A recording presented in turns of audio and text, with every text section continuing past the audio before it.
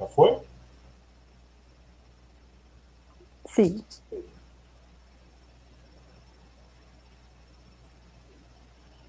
Boa noite, pessoal. Sejam bem-vindos e bem-vindas. Mais uma atividade do curso AlphaDef 2.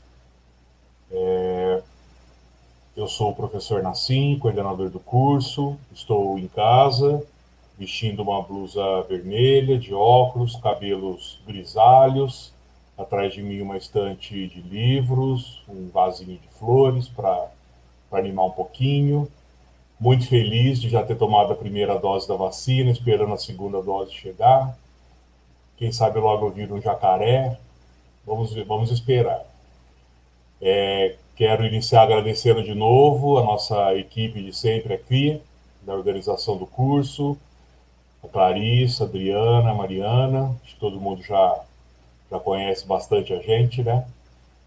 Meninos, muito obrigado de novo, essa parceria, mais um evento aí que a gente conseguiu organizar, né, sempre com a intenção de propor uma formação melhor para todos e todas. Espero que vocês aproveitem bastante a fala de hoje, que é sobre o conceito de coensino. Antes de iniciar e chamar nossas palestrantes, quero agradecer as nossas duas intérpretes de hoje, a Tatiane e a Anne, e o nosso intérprete, o Anderson. Os três fazem parte do nosso setor aqui da UFSCar de tradução e interpretação, que a gente carinhosamente chama de CETILS. Muito obrigado aos três por, enfim, participarem dessa atividade com a gente hoje. Se a gente estiver falando muito rápido, vocês nos avisem, por favor.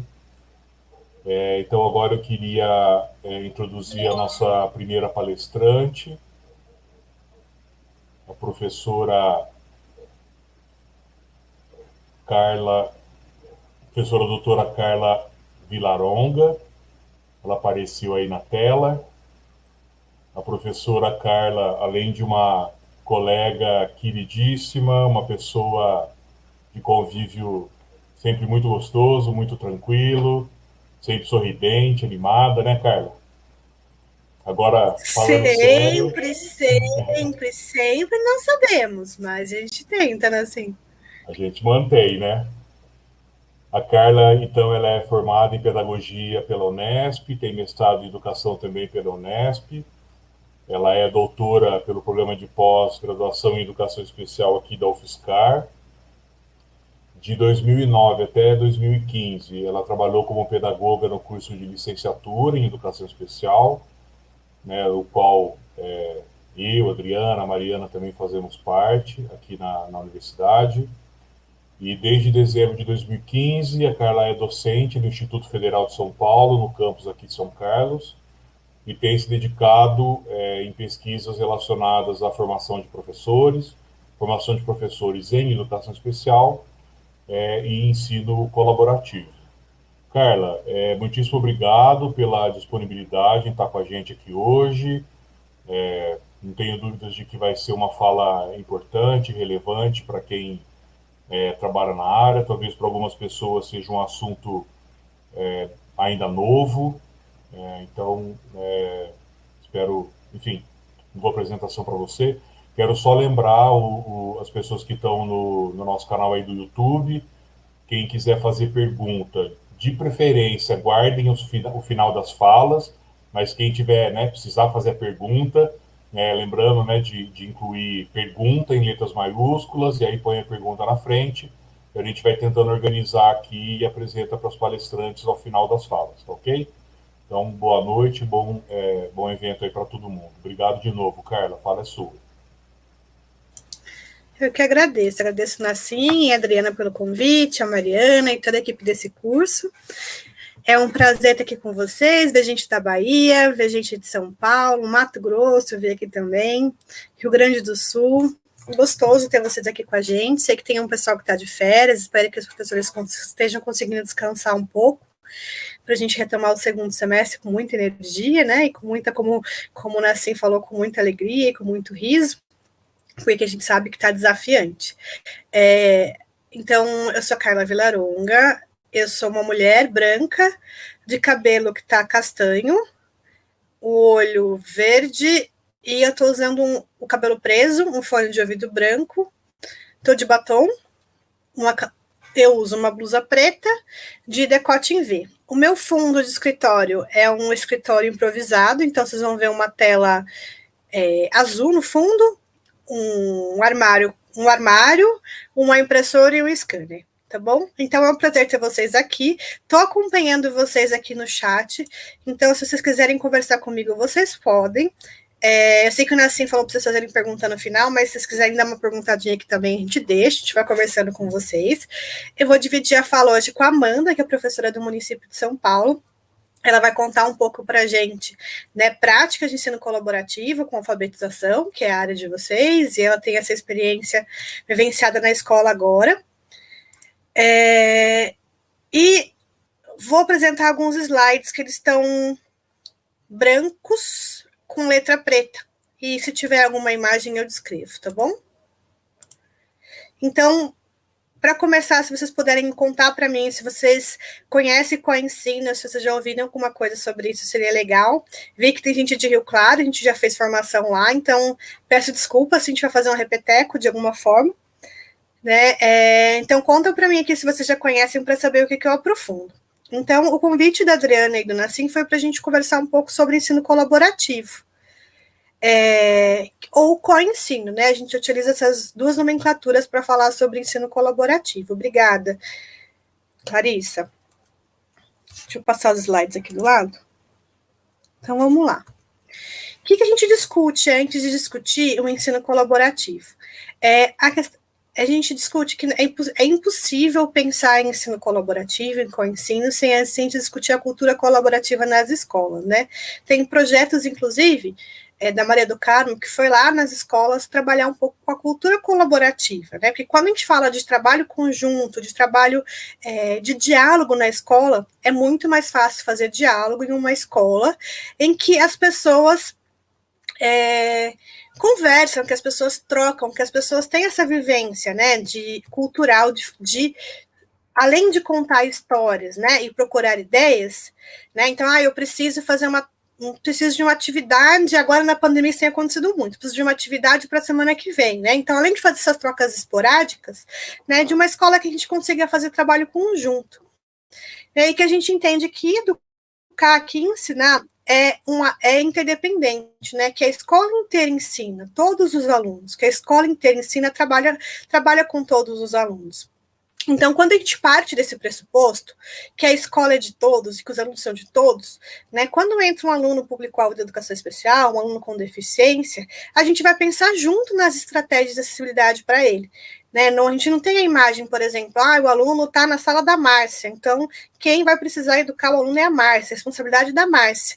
Né, mas a gente parte do pressuposto de uma escola para todos, né, de uma escola que a gente pensa e que a gente se ajuda, né, que a gente colabora pensando na educação de todos os alunos, tá? Então a gente parte desse pressuposto e a gente discute bastante isso quando é uma formação um pouco mais longa. Então o que a gente tem de que é a colaboração? Então a colaboração é quando duas ou mais pessoas trabalham juntas, né?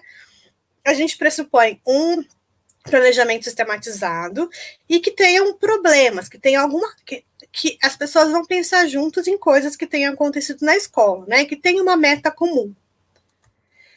E aí, a gente traz para vocês também, né? Quando a gente fala de co-ensino, que quando a gente está falando desse tipo de serviço, a gente não está excluindo os outros tipos de serviço. A gente pensa e defende que o aluno público-alvo de educação especial pode precisar de diferentes tipos de apoio, de psicólogo, de fonoaudiólogo, de fisioterapeuta, né? A gente tem defendido que esses profissionais podem estar na escola, pode estar dentro da cultura escolar, né, num serviço educacional, não num serviço de saúde. E aí, dentro desses serviços também tem o atendimento educacional especializado, que eu acho que vocês já discutiram aqui no curso e vocês já conhecem. Certo? Vocês são professores de educação especial, correto? Adriana, Nassim? Ou tá mesclado? Confirma aqui para mim. Com vocês mesmos. Alguém? Tá. Então, vamos lá. Então, dentro do atendimento educacional especializado, a gente tem defendido, tem professores de educação básica também, tá? Então, assim, o que a gente tem defendido? Que dentro de todos os benefícios possíveis da educação especial, existe o atendimento educacional especializado. Eu vou até pular esses slides para não confundir mais vocês. Tem professor de arte, perfeito. Então, o atendimento educacional especializado serviu o trabalho feito pelo professor de educação especial, tá? Dentro da escola. A política de 2008, que é a que está em vigor agora, ela privilegia um trabalho feito no que a gente chama de sala de recursos multifuncionais, que é aquele trabalho contraturno, né? O aluno vai para a sala de manhã e vai contraturno à tarde. E a gente tem defendido que esse não pode ser um modelo único de serviço, né? Então, além dele ir para a sala em contraturno, que deveria estar previstos professores de educação especial trabalhando no mesmo turno, né? E trabalhando com o que a gente tem nomeado de ensino colaborativo. Então, a legislação prevê um apoio para esse professor da sala de aula comum, para vocês aqui, está vendo que é uma parcela grande de vocês, mas ela não fala como é esse tipo de apoio. E aí a gente, né, tem teorizado, tem feito pesquisa e tem vivenciado práticas desse apoio feito no formato de coensino. Por quê? Porque a gente entende que a gente precisa maximizar as oportunidades de aprendizagem para todos os estudantes no contexto da sala comum, né? Que não adianta, né? A sala de recurso ela é importante, sim, né? Tem alguns trabalhos que a gente sabe que são potencializados na sala de recurso, por exemplo, o ensino do Braille, a questão da tecnologia assistiva, mas que o aluno fica um tempo grande na sala de aula comum, né? E esses alunos, eles são mais semelhantes do que diferentes dos outros alunos. Então, a gente consegue, diferenciando o currículo, trabalhando com outros formatos, fazer um currículo acessível para todo mundo nessa junção desses dois profissionais, tá? E a Amanda vai contar alguns exemplos para vocês também. Então, o que é o ensino colaborativo? É quando um professor de educação especial entra em sala comum para fazer parceria, fazer colaboração com o professor de português, de artes, de educação infantil, de educação física, né? Então, os dois juntos vão pensar nas estratégias, né, de diversificação de ensino, de desenho universal de aprendizagem. Não sei se vocês já trabalharam com esses conceitos, mas se não, depois dá para fazer uma pesquisa. A gente está com várias palestras no YouTube também disponíveis sobre esses temas para quem tiver mais interesse. Então, o que a gente pensa, né? Quais são os princípios desse ensino colaborativo? Um deles é que vai existir respeito mútuo, né? Então, os dois profissionais vão ter respeito um pelo outro, que os dois se baseiem em paridade, então os dois têm o mesmo peso nas decisões. Então, não é assim, por exemplo, o professor de educação especial vai vir aqui me ensinar o que eu tenho que fazer, né? O professor de educação especial que sabe, eu não sei nada. Então, a gente sabe que os saberes são diferentes, né? O professor de educação especial pode saber mais sobre estratégia, mas quem sabe mais sobre currículo, né, daquele ano, quem sabe mais sobre os conteúdos que vão ser ensinados, quem está com a turma o tempo inteiro é o professor da sala de aula comum, né? Então, esse professor vai se organizar de educação especial para fazer algumas entradas na sala. E nessas entradas, nesse diálogo, né, a gente também pensa que tem que ser uma relação paritária.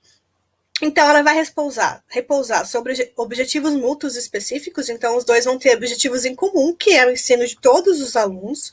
Ele vai envolver compartilhamento de recurso, né? E a gente percebe que, no começo, por exemplo, para usar um grampeador aqui, o professor fala, de educação especial,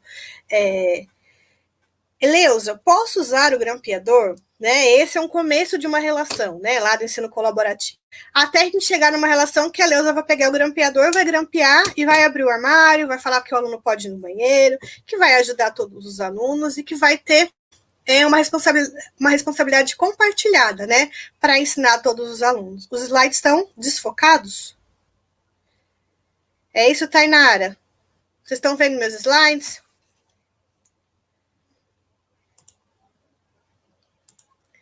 Então, eu vou passar para ver se o outro está melhor, tá? Vou passar o outro para ver se o outro fica melhor. Mas eu estou lendo os textos que estão aqui e depois o Nassim ou a Adriana pode mandar para vocês. Eu autorizo, tá bom? E é isso mesmo, Juliana. Nem sempre as entradas do professor de educação especial são bem-vindas. Por isso que a gente tenta, né, discutir um pouco, esclarecer qual que seria a função desse profissional dentro da sala de aula. E por isso que a gente discute a cultura escolar colaborativa. Por quê? A gente tem uma cultura de escola, de que o professor, a sala de aula comum, fecha a porta e a sala é dele, né? Ele tem um trabalho que é um trabalho muito isolado. Ele tem um trabalho que sempre foi muito individual. A gente tem poucos espaços de colaboração na escola, né? Poucos espaços de troca de trabalho conjunto. Então, essa primeira entrada do professor de educação especial, no começo pode assustar, né? Pode falar, nossa, ele vai vir aqui ver o que eu estou fazendo, ele vai vir aqui me investigar, ele vai vir aqui apontar o dedo, traz uma insegurança, né, traz esse desafio. E aí, conforme se vai entendendo que ele vem para somar, que dois professores juntos, com as suas expertises, com seus conhecimentos, conseguem trabalhar de maneira colaborativa, conseguem trabalhar juntos, isso vai enfraquecendo, né? Esse medo, esse receio, ele vai saindo, né? E a gente tem estratégia de parceria. A gente tem muitas experiências que dão certo nessa parceria, mesmo com poucas entradas em sala de aula. Mas essa formação, essa fala, essa conversa em HTPC, esse falar dos objetivos, ele é muito importante.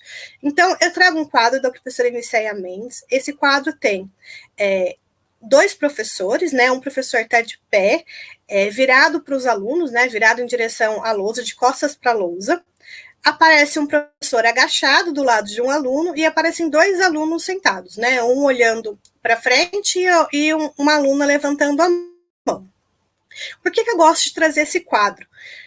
Quando a gente parte de um pressuposto de que a entrada do professor de educação especial seria para sentar ao lado do aluno, né, seria para se responsabilizar pelo aluno público-alvo da educação especial, logo a gente acredita que o professor de educação especial é o professor que está agachado do lado do aluno, né, e que o aluno com deficiência é o aluno que está do lado dele.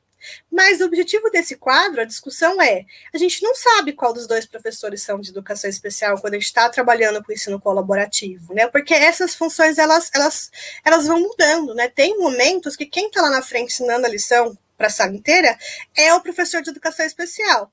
E quem vai passar para orientar os alunos é o professor de artes, de geografia, de matemática, de educação infantil, né? E a gente também não sabe nesse quadro qual dos dois alunos é o aluno com deficiência, porque o trabalho é conjunto de professor para professor, e lá você pensa estratégia de trabalho com todos os alunos, tá? Então vamos lá. E aí, o que eu trago para vocês? Né? A gente também está vencendo um mar de outros profissionais entrando na sala para dar apoio para esses alunos. Então, a gente tem os chamados estagiários, tem as pessoas que são técnicas administrativas terceirizadas, tem os chamados monitor de inclusão, profissional de apoio, tem mais um monte de nomeações dadas para profissionais que entram em sala quando tem um aluno com deficiência, né? É ruim? Não, podem ter outros profissionais, mas é preciso pensar nas funções que eles vão desempenhar, né? Porque a gente preza sempre pela autonomia do aluno e não por uma dependência.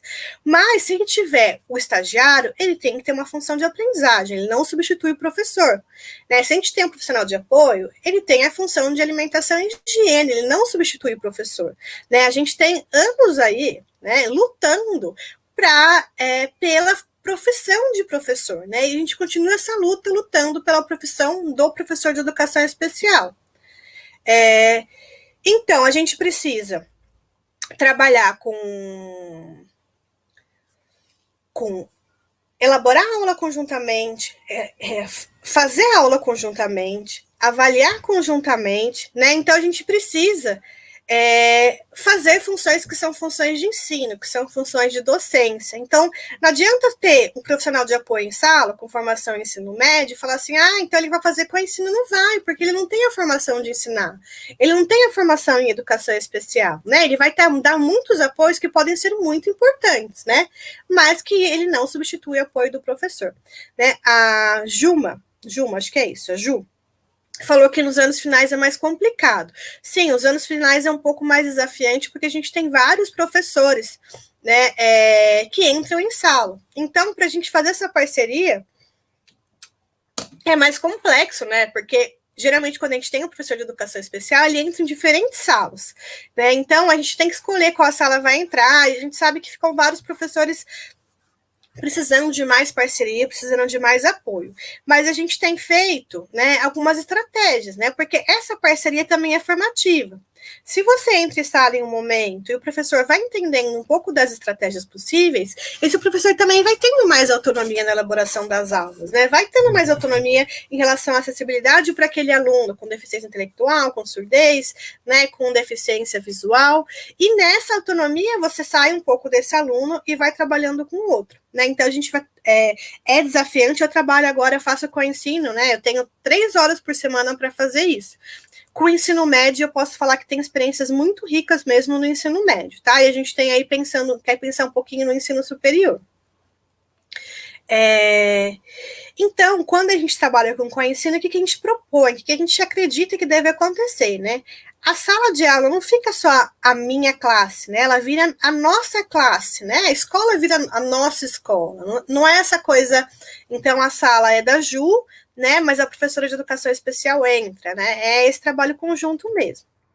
E aí eu trago um exemplo aqui de desenho feito por um aluno na pesquisa da Ana Paula Zerbato, né? Que é em um município que já tinha essa experiência de co-ensino. E eu acredito que era uma sala ou de educação infantil ou dos anos iniciais do fundamental. Acho que era os anos iniciais do fundamental. E aí, quando você perguntava para o aluno, né? O que você acha das duas professoras, né, dando aula na sala? E aí eles colocam, eu acho nossa sala muito mais legal com 2 professoras, porque a gente aprende mais. Por isso eu gosto de ter 2 professoras, né? Ou com 2 professoras aprendemos mais. Não tem uma fala como essa aqui, por exemplo, né? Eu tenho a professora Andréia, que é da sala, e tem a professora Ana Paula, que é a professora do aluno João. Né? Por quê? Porque a Ana Paula entra e senta sempre do lado do aluno João. Então, tem um desenho, né, feito também por professores, com carteiras enfileiradas, e aí a carteira da professora de educação especial, a cadeira está do lado do aluno cadeirante João, da criança. Ou, né, imagens como essa, que está o professor de artes lá na frente, o professor de educação infantil, do Fundamental 1 lá na frente, e está o aluno com deficiência lá no fundo da aula, separado dos mais alunos, com o aluno público-alvo da educação especial, né, com o professor. E aí tem uma discussão, é por causa de acessibilidade. Nesse desenho fica muito forte, porque a porta da sala está no meio da sala. Né? Então, a gente não consegue nem justificar que é por acessibilidade. Né? Então, olhando o desenho, parece que essa professora de educação especial tem dado uma aula paralela para ele. Né? Não tem feito um trabalho de acessibilidade com com tudo que está acontecendo na sala, né? Um trabalho com atividades pensadas para todos os estudantes. E a gente tem vários outros desenhos, né? São todos desenhos de escolas reais, tá? Então, esse aqui tem a imagem do aluno, a professora de educação especial e a agente educacional, o profissional de apoio do lado. Então, imagina a imagem que essa criança tem, né? Como é difícil para mim aprender, porque para eu aprender tem que ficar 2 pessoas do meu lado, deve ser muito difícil, né? E assim como a construção da imagem das outras crianças, né? E a tendência a fazer um trabalho paralelo aí é muito maior do que quando a gente tem as 2 professoras sentadas na sala. Eu vou pular isso daqui, mando para vocês depois, tá bom? Por questão de tempo. Mas eu mando os slides. E eu trago para vocês aqui algumas imagens do livro da Vera Capellini e da Ana Paula Zerbato, que vai trazer alguns formatos para a gente de como essa sala poderia estar. Né? Então, numa sala de co-ensino, a gente pode trabalhar com estratégia, por exemplo, de um professor ensina e um professor observa. E não quer dizer que quem vai ensinar e quem vai observar sempre são os mesmos professores, dependendo do objetivo, essas funções elas são diferentes. Né? Ou a gente tem, né, um professor que ensina e outro auxilia, como lá no quadro da Eniceia. Né? Então, um professor na frente e o outro professor passando, né? Acompanhando os estudantes e respondendo dúvidas dos estudantes, que pode ser, sim, o professor de biologia, o professor de artes, etc. Vou mais devagar. Tati, desculpa, Anne. Vou tentar, tá bom? Eu não tinha visto aqui. Então, bora lá. Eu falo rápido, eu tenho esse desafio. e eu engato para falar por causa do tempo, quero falar tudo para vocês e falo mais rápido ainda. A gente pode trabalhar também com estações de ensino. Então, se vocês veem que as cadeiras, elas mudam de lugar, então as cadeiras não estão todas enfileiradas, né? Então, a gente, ou o ensino paralelo, a gente pensa em atividades diferentes para grupos diferentes, e aí os professores vão passando por esses grupos, né? Vão fazendo bidocência mesmo, vão trabalhando dupla. Ensino alternativo, que os dois professores estão lá na frente da sala, a gente tem muitas experiências, né? E que essa aula é uma aula conjunta, uma aula conduzida em dupla.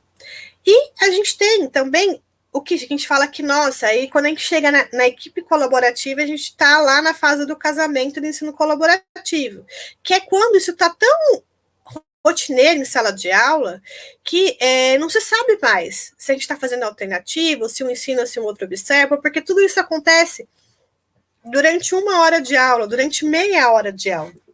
Daí a gente fala que os professores já estão trabalhando como uma equipe, tá? Uma equipe de ensino colaborativo. Tá. Não vou acelerar, então. Temos até umas 20h30, tá bom, assim? Então, Amanda, eu vou mais um pouquinho, tá? E depois eu te passo a palavra. Temos, sim, Aracari. A gente tem um desafio de muitos alunos em sala, né? Isso é realmente desafiante. Mas a gente consegue fazer estratégias de coensino mesmo com uma grande quantidade de alunos em sala, pensando que trabalhar 2 professores juntos é mais fácil, né? É mais tranquilo do que um professor trabalhando de forma sozinho. Deixa eu mudar. Quem tiver vontade de conhecer mais, quiser saber mais, tem 2 livros que foram publicados sobre ensino colaborativo, por um pessoal que é da UFSCar, ou é egresso, né, ou atua. Esse primeiro, Ensino Colaborativo como Apoio à Inclusão Escolar, é da editora da UFSCar, ele foi publicado em 2014. E tem o livro da Vera Capellini e da Ana Paula Zerbato, ambas fizeram pós-graduação também na UFSCar, no BPGS, tá bom? Quem quiser também ter mais informações, né, e tiver tempo, depois o Nassim pode passar para vocês, no canal do PPGS tem o ciclo de pesquisas e práticas sobre coensino. Então, tem 5 palestras, né, com as pessoas que iniciaram as pesquisas e que fazem prática sobre isso. Então, vocês conseguem ver outras experiências, né? Tem alguém que colocou agora que é um desafio ser conquistado em todas as escolas, né? E um caminho para fazer isso é falar com a gestão, né? E isso está no plano político-pedagógico, né? Isso está no aquele plano dos 10 anos, sabe? Nos planos municipais de educação. Então, se a gente conhece, se a gente coloca nos documentos oficiais, é mais fácil a gente conseguir financiamento para isso, tá? Porque a gente defende que precisa ter mais professor para fazer, né? A gente não pode culpabilizar o professor de educação especial porque não consegue entrar. Não consegue entrar na sala de aula comum, porque se é um professor só para trabalhar com um número grande de alunos, ele tem que escolher o que ele faz. Então, a gente vai trabalhando com isso. Vou deixar a pergunta da Maíra para o final, tá? Que a pergunta da Maíra é uma pergunta boa. Então, tem todas essas pessoas aqui. Aí, eu vou trazer para vocês agora, nesse tempinho que a gente tem aqui, algumas fotos, para vocês verem que a gente pode sim trazer a expertise da educação especial e trazer os materiais para dentro da sala de aula, né? E eu trouxe alguns que acredito que dá para a gente fazer relação com a questão da alfabetização.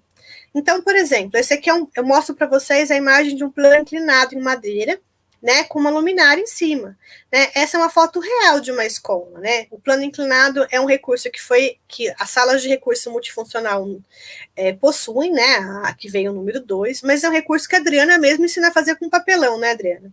Então, a gente sabendo que o aluno precisa ter recurso, né? A gente sabendo qual que é o potencial dele, quando entra a professora de educação especial em sala, ela vai avaliar, né? E vai trabalhar com esse recurso lá dentro.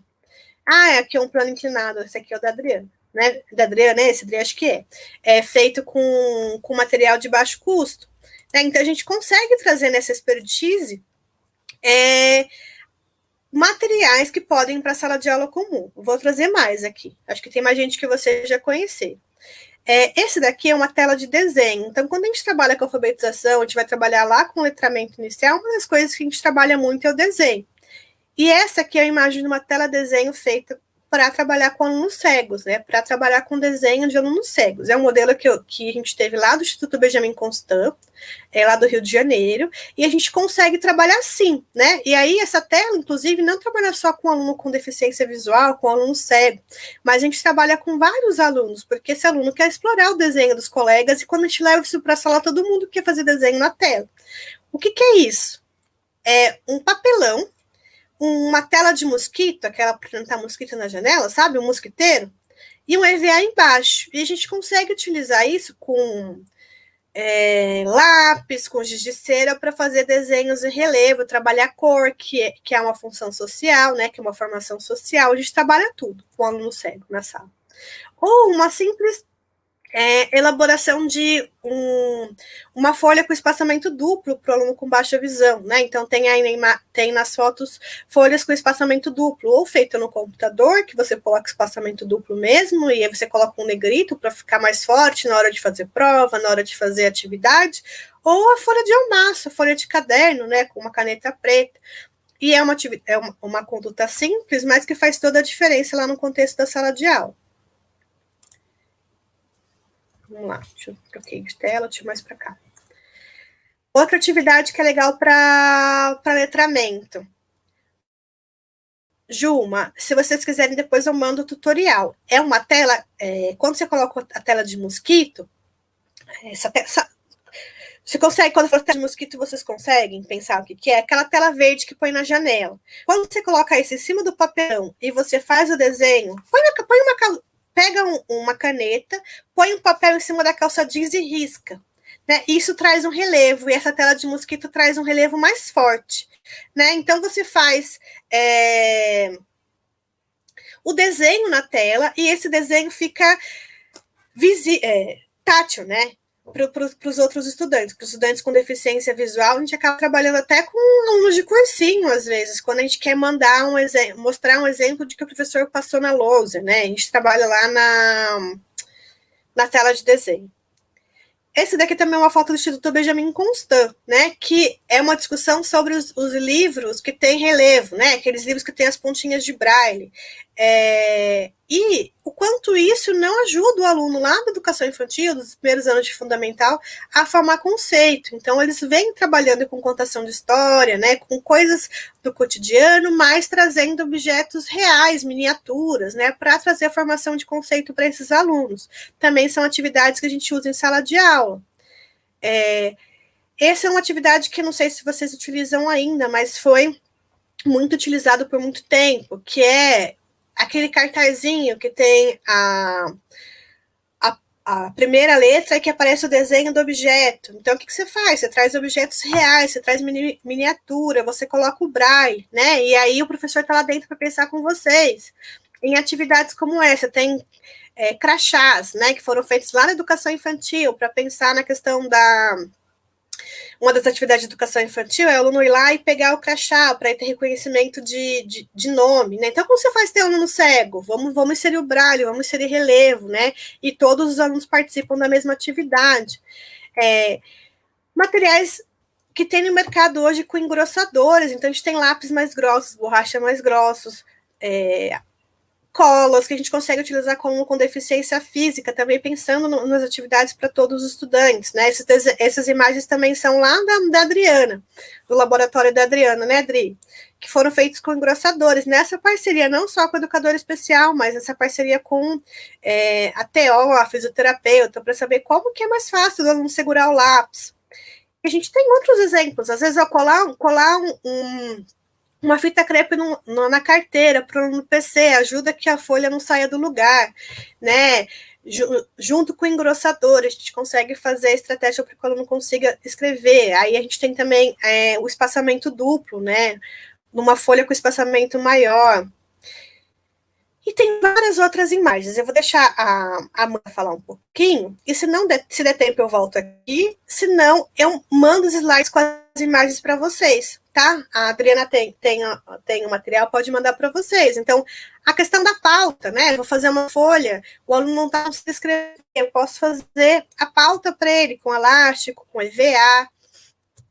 Esse material é da Rita, que é a professora de Rio Claro. Então, a gente vai trabalhar com o jogo da memória, com aquelas alfabeto móvel, né, para trabalhar com alfabetização.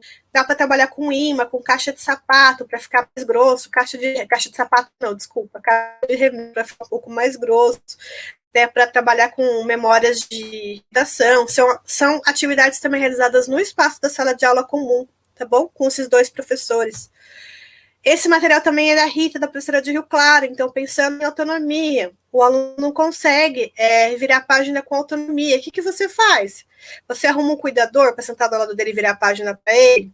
Né? Ou você pega o professor de educação especial para fazer isso? Não, vamos trabalhar autonomia. Como que a gente consegue adequar o livro para que ele consiga virar as páginas com autonomia? Bora lá. Vou mostrar mais duas e paro.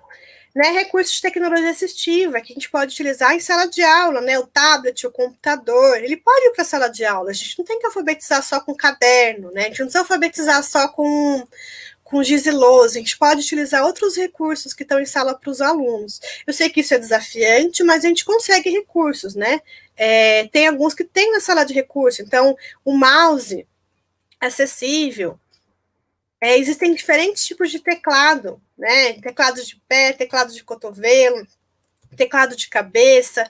A gente pode trabalhar com cartões de comunicação, né? Para trabalhar a alfabetização. Que a gente começa com foto, depois com pictograma, depois a gente vai para a questão da letra, e tudo isso nessa junção desses dois professores, esses dois profissionais pensando junto, elaborando aula junto.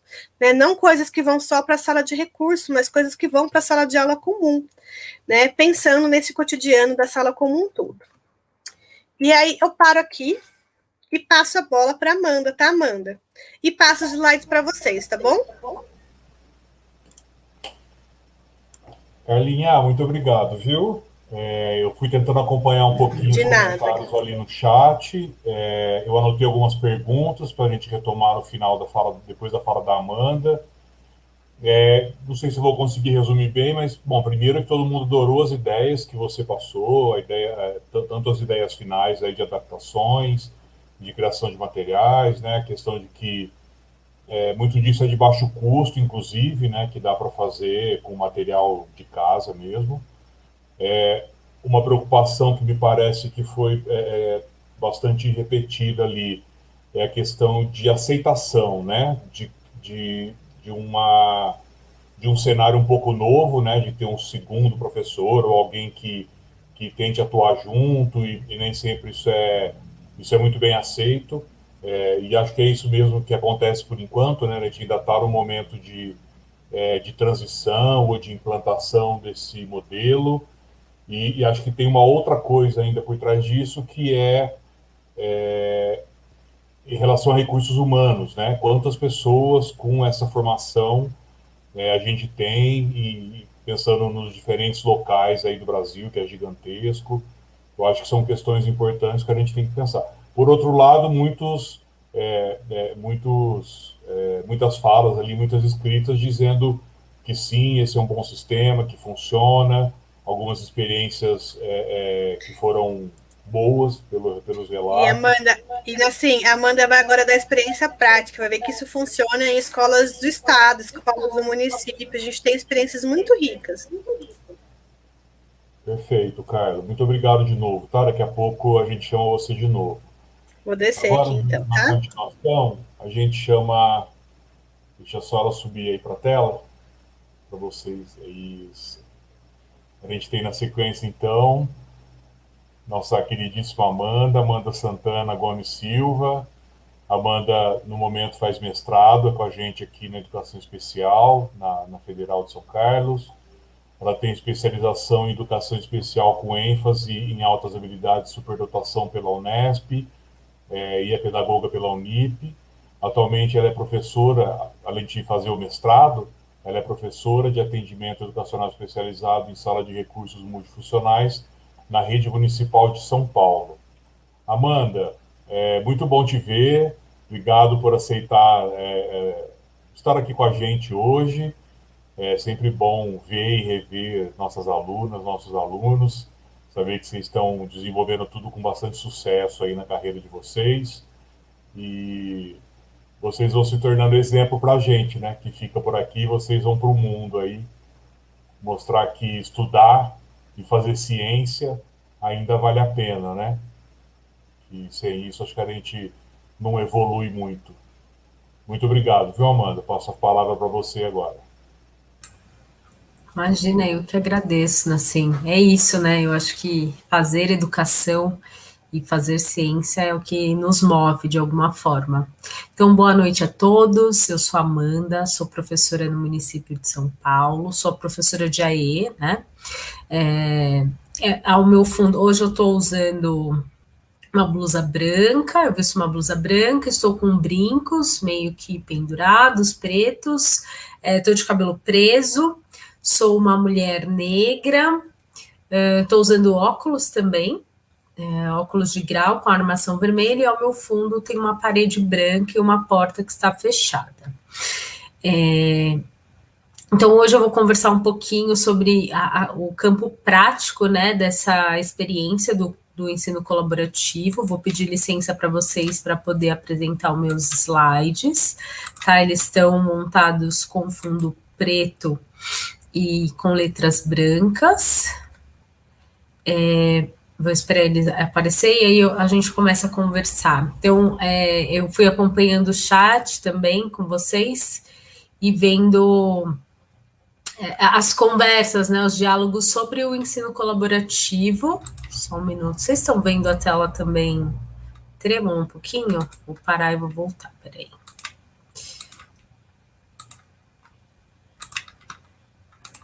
Vamos ver se estabiliza.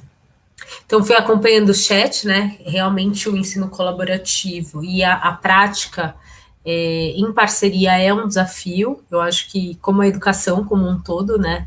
Tudo na educação é um desafio, mas é uma prática muito gratificante e que a gente consegue colher os resultados, né? Então, eu acho que eu vou conversar um pouquinho sobre isso, e foi uma prática que acho que eu começo os slides com o título de ensino colaborativo na prática alfabetizadora. No canto esquerdo tem uma imagem, e essa imagem para mim é bem emblemática, que ela vem ilustrar um pouco da parceria, né? Então, tem professores sentados na sala de leitura da escola, na biblioteca, e a gente está numa apresentação ou numa conversa sobre o ensino colaborativo e também sobre essa prática.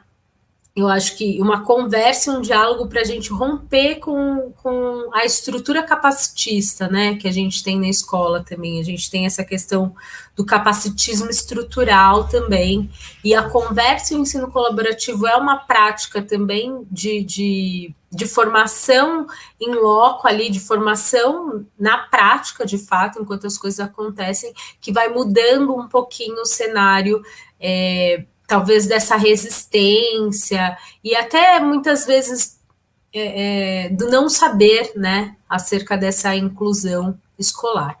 Então, essa primeira imagem é isso, assim, a gente, no ensino colaborativo, a gente desenvolveu práticas formativas dentro da escola para conversar com todos os professores, e aí ao longo da minha fala eu vou apresentando um pouco mais. Vou só passar um pouquinho aqui. Deixa eu ver se vocês conseguem ver. Aí. Então, o que é que eu ensino? Acho que eu vou...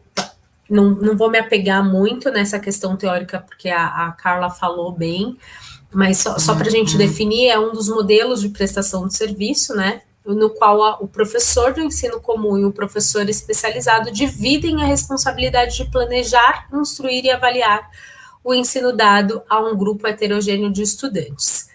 Acho que aqui eu vou dar uma pausa para falar um pouquinho da minha atuação. Então, eu sou professora de AE, e a minha atuação, ela deveria se dar na sala de recursos, no contraturno escolar.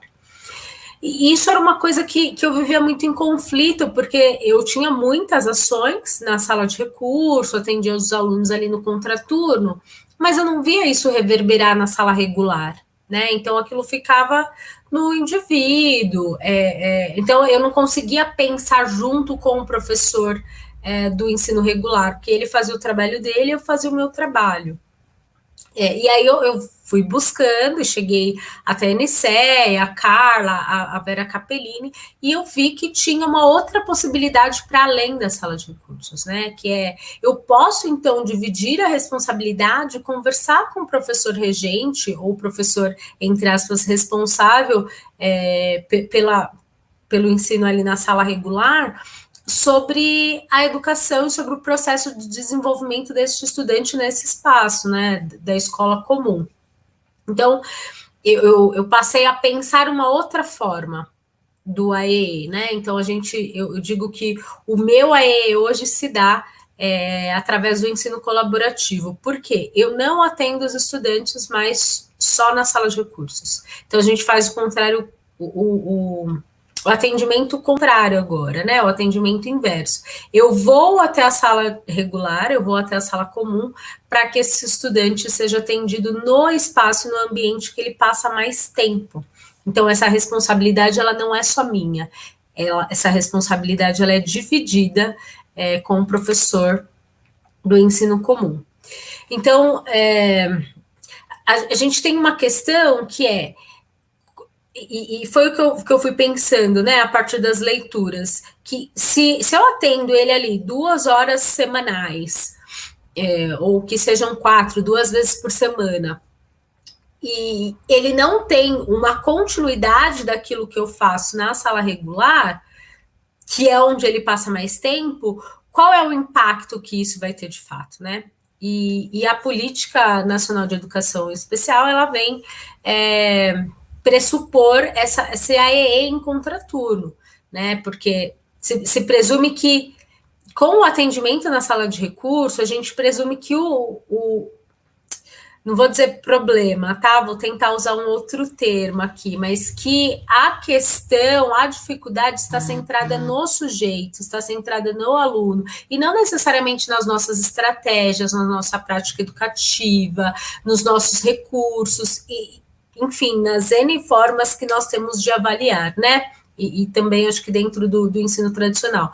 Então, eu também ficava me perguntando isso, até que ponto ir para a sala regular e contribuir com o professor ali regente também sobre outras formas de avaliar, outras formas de pensar e elaborar as atividades poderiam ser mais, poderiam e são, né, são mais significativas do que necessariamente um trabalho apenas focado no contraturno escolar, né, e tem uma coisa também do colaborativo, que ele passa a atender não só o estudante público-alvo da educação especial, como toda a turma, né? Então, eu não estou fazendo só uma atividade para aquele aluno X, ou pensando o planejamento para um determinado aluno. Eu estou pensando nele e em toda a turma também.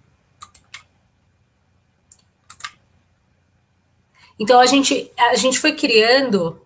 na verdade, o ensino colaborativo, ele traz várias possibilidades de atuação, né, e de atividades. Então, a Vera Capellini e a Ana Paula Zerbato, no livro de 2019 delas, elas trazem as possibilidades do coensino, e uma delas, as atividades adaptadas, depois vou mostrar para vocês, que elas vão considerar as potencialidades e as especificidades do estudante. Então, ela está dentro do currículo, ela considera o currículo comum da turma, mas ela vai pensar em possíveis adaptações, né?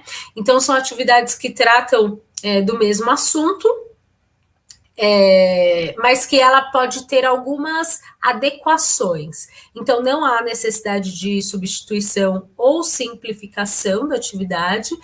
Tem muito isso, né, que enquanto os estudantes realizam uma determinada atividade, aquele aluno que tem laudo, e aí vou colocar entre aspas, tá, o tem laudo, a gente costuma chamar de laudados, eles fazem uma pintura, ou eles fazem atividades alheias àquilo que está sendo trabalhado na turma. Então, as atividades adaptadas, elas não são isso, não é, eu dei esse desenho aqui porque eu adaptei. Não, elas precisam estar dentro do currículo e considerar a potencialidade do sujeito, né?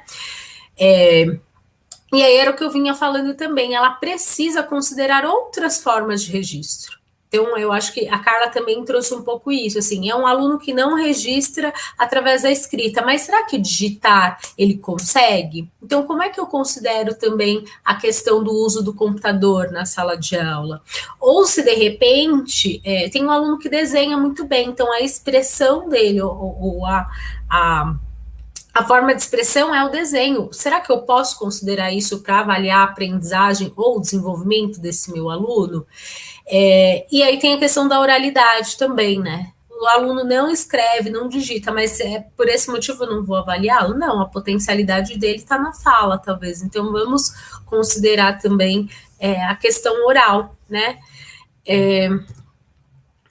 Uma outra forma também, vamos lá.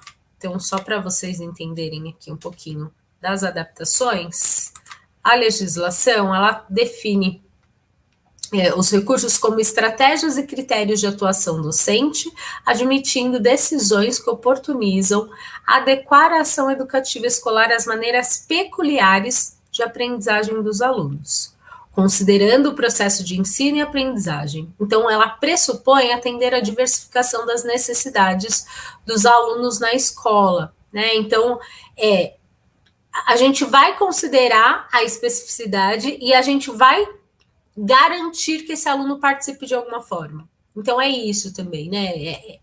Passa por uma garantia de direitos de que ele acesse e ele consiga realizar a atividade dentro das suas possibilidades. A gente tem as atividades paralelas também dentro do coensino, né?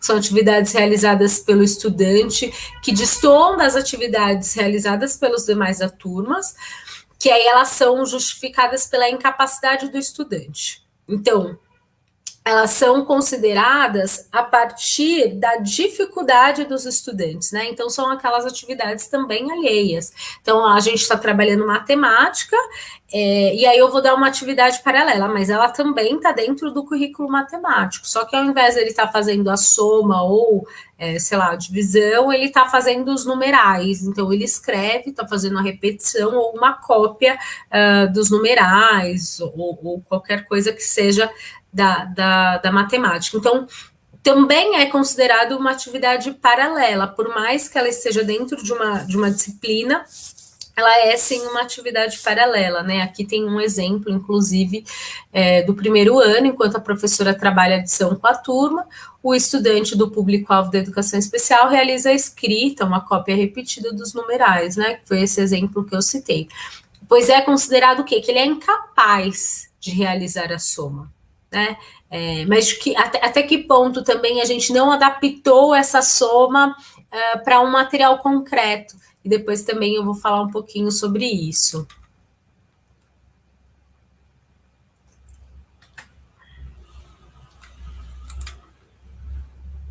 E aqui, por fim, a gente tem as atividades acessíveis, né? Então, são as atividades que possibilitam a participação de todos os estudantes.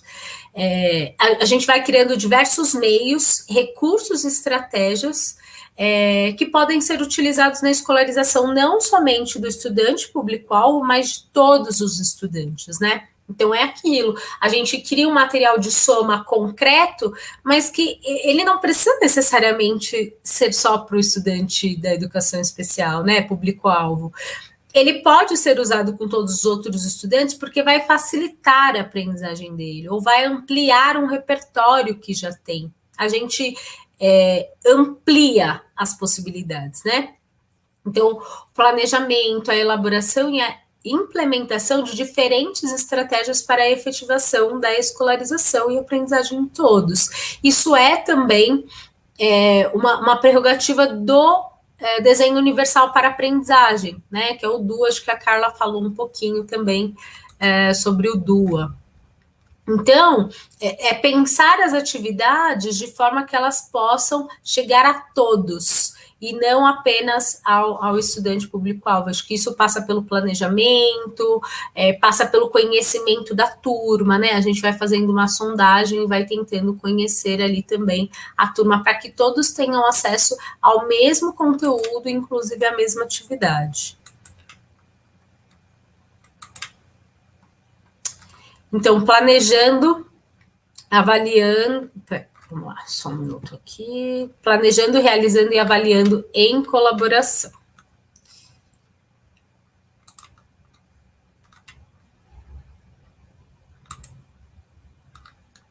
Eu acho que travou minha tela. Peraí, gente.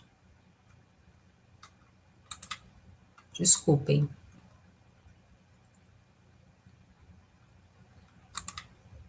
Aí, pronto.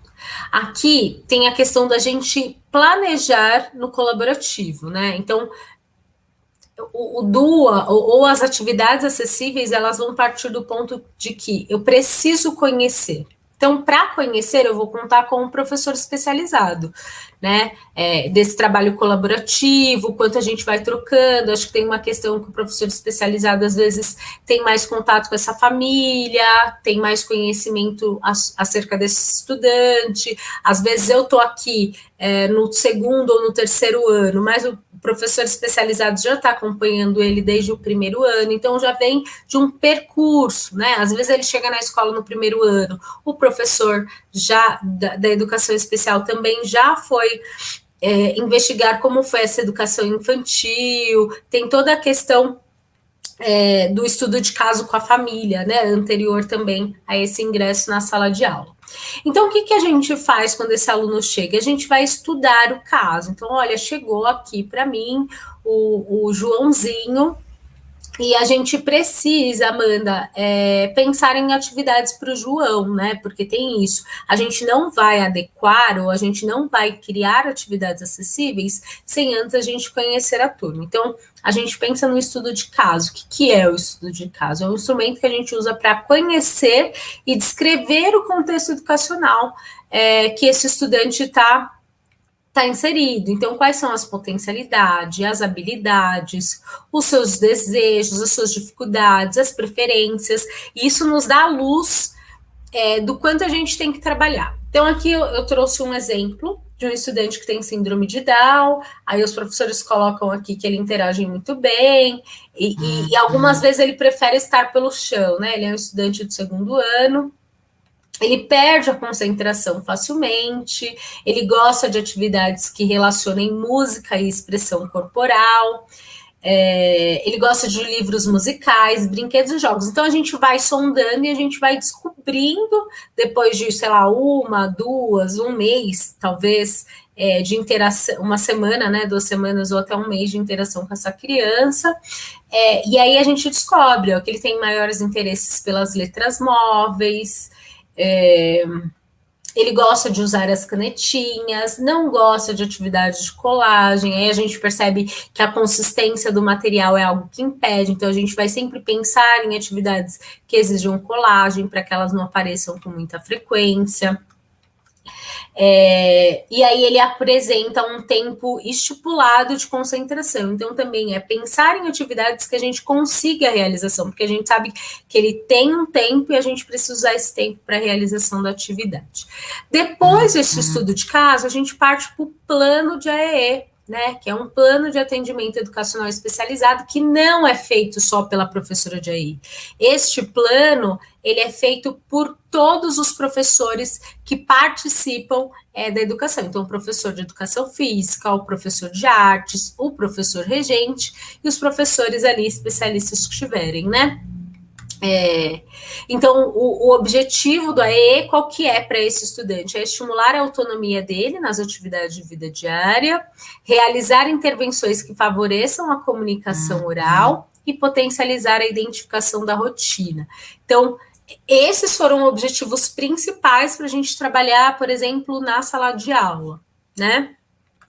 Esse plano de AE, gente, o que ele tem que constar lá, né? O que ele tem que ter? Ele passa por essa avaliação pedagógica, né? E aí os professores vão considerar as habilidades e as dificuldades e os desejos e tudo que aquele estudante tem, né? Na sua singularidade ali, para que se pense no trabalho e na atuação. Então, os objetivos, né? Como é que a gente vai trabalhar? O que a gente precisa desenvolver a princípio? Então, tem estudante do público-alvo que ele chega e ele não consegue ficar sentado, né? Ou não consegue permanecer por muito tempo em sala de aula. O que a gente vai trabalhar primeiro? A gente pode elaborar esse plano para 2 semanas, Então, olha, dentro dessas 2 semanas, todos os envolvidos, e aí o plano de AE, ele envolve, por exemplo, não só a professora, mas o estagiário, né, que ajuda ali, o estagiário, o professor de apoio, que alguns locais chamam, né, o professor de apoio, o próprio... enfim, todas as pessoas que estiverem envolvidas, a gente vai também considerar nesse plano, né? Então, olha, a cada 15 minutos, será que você pode vir na sala para tirar ele do contexto? Depois a gente volta e a gente vai diminuindo esse tempo. Olha, agora já não é mais 15, vamos fazer em 20 minutos essa retirada dele da sala. E isso vai diminuindo até que a gente consiga, de fato, realizar atividades pedagógicas ou nesse sentido, né? Então, tudo isso a gente consegue trabalhar através de um trabalho em equipe. A gente tem algumas orientações de ações, né? Então, o apoio nas atividades, realizar comandas diretas e claras. Então, dentro dos objetivos, a gente vai traçando quais são as ações que nós precisamos ter para atingir os objetivos, né? Então, a gente precisa dar comandas diretas, conduzir o aluno a responder, né, as perguntas feitas, proporcionar momentos de interação com a turma, e aí tem as atividades também de contraturno. Então, tem tanto que vai ser realizado dentro do turno, num trabalho de colaborativo, e caso ele vá no contraturno, isso aqui era quando o estudante ia também no contraturno, o que vai ser realizado. Então, tanto eu sei o que o professor está realizando em sala comum, quanto eu sei também que o professor, na verdade, regente, sabe o que eu estou realizando em contraturno. Os recursos de acessibilidade, né, que esse aluno vai utilizar, então, eu posso fazer essa requisição, com a gestão escolar, enfim, a gente consegue antecipar aquilo que a gente vai utilizar com esse aluno, né? Então, a rotina com o apoio de imagens, as letras móveis, que apareceu lá no estudo de caso que ele gosta, os livros sonoros, as músicas com interferências. Então, nessa turma aqui, eu sei que o professor vai precisar de rádio, de uma caixa de som, enfim, ele vai preparar atividades que utilizem música, né? Jogos e brinquedos pedagógicos. Aqui explica um pouquinho sobre a mobilização dos recursos humanos. Aí aqui eu trouxe algumas imagens, né? Tem uma turma de crianças sentados num semicírculo, uma foto à esquerda, e um instrutor aqui. E aí a minha pergunta é, quem é o estudante público-alvo da educação especial, né? À direita, a gente tem um outro círculo, aqui já é um círculo de crianças que estão desenhando no chão, né? A gente viu lá que no início é um estudante que, em alguns momentos, ele prefere estar mais no chão, então de que maneira a gente também começa por aí, para depois a gente permanecer mais tempo na cadeira e tudo mais, então a gente coloca essa turma também para essa adequação e adaptação. Então, quem é aqui o estudante público-alvo da educação especial, né? Também não dá para a gente identificar. E mais abaixo, a gente tem uma atividade com as 2 professoras aqui responsáveis pela turma. E primeiro a gente não sabe quem é a professora de AE, quem é a professora regente, né? E tem também aqui a questão das crianças. Não dá para a gente saber, não tem aquela coisa de você taxar e a criança, que foi o que a Carla trouxe também, tá sentada no cantinho ou em algum lugar específico ali, etiquetado para ela, né? Então, essas são atividades que a gente considera acessíveis.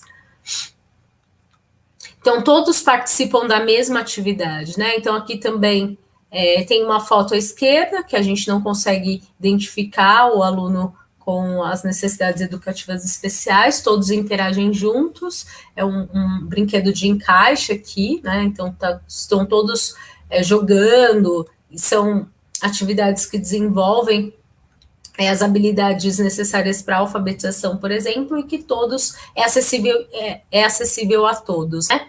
Aqui embaixo também a gente tem uma atividade de um projeto em que eu participei, tem também um outro professor. A gente não sabe quem é o professor de AE, quem é o professor regente, no caso vocês sabem, porque eu estou aqui contando a experiência, mas a gente não saberia só de olhar a imagem, e também não conseguimos identificar aqui quem é o estudante público-alvo da educação especial. À direita também tem mais uma imagem, é de um projeto aqui sobre alimentação saudável também, né? E mais acima uma brincadeira durante o intervalo, durante o recreio das crianças, onde um dos estudantes, também público-alvo da educação especial, ele meio que protagoniza, inclusive, a atividade batendo a corda, né? Então, ele não tem habilidade para pular, mas ele se sente super realizado ao bater a corda. Tem uma questão das atividades paralelas, do quanto a gente as julga corretas ou não. Eu considero que a gente tem um processo até a gente chegar na inclusão total desses estudantes. Então, tem estudantes que chegam sem as habilidades, e aí a gente vai precisar, em determinados momentos, pensar em atividades consideradas paralelas, né? Então, a gente tem os casos dos estudantes que não concentram muito bem, então aqui a gente tem uma atividade considerada paralela, porque o estudante está fazendo um pareamento de cores. A gente tem ao centro um estudante que está com um livro também, então era o único ponto de interesse aqui nesse momento. Ele tem também um crachá com o nome dele, que também não é para todos o crachá com as letras móveis, mas para ele fazia muito sentido, tem uma imagem dele, inclusive, junto com o crachá, para que ele se identifique. E a gente tem as atividades de encaixe aqui, como estudante também, que ela não permanecia, na verdade, em sala de aula, e a gente vai realizando essas atividades para que eles façam essa migração da sala de recursos para a sala de aula. É importante dizer que isso aqui também não é realizado de forma excludente, né? Então, não é o aluno que, enquanto os alunos estão na sala comum, ele está na sala regular, tá? Isso aqui é feito junto com os colegas ou em momentos do contraturno. Tem essa migração também. Algumas atividades dão certo para concentração, a gente leva a atividade da sala de recursos para a sala regular. Isso é um momento também de descoberta, né, ali na sala de recursos. Aqui a gente tem as atividades adaptadas, né, então geralmente os estudantes sentam em dupla na sala de informática, esse aqui está sozinho e com fone por conta do ruído na sala, então essa foi a única adaptação, assim, né, estar sozinho e com fone.